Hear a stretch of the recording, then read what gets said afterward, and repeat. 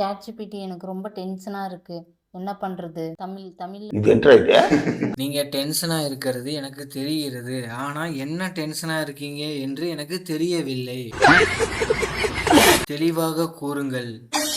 எனக்கு என் புருஷனுக்கு அடிக்கடி சண்டை வந்துகிட்டே இருக்கு. என்ன பண்றதுன்னே தெரியல. உங்க பாணியில சொல்லணும்னா கூட கூட பேசுவீங்களா? கூட கூடனா உடனே ஒயர் கூடையா இல்ல நார்மல் கூடையான்னு கேட்டு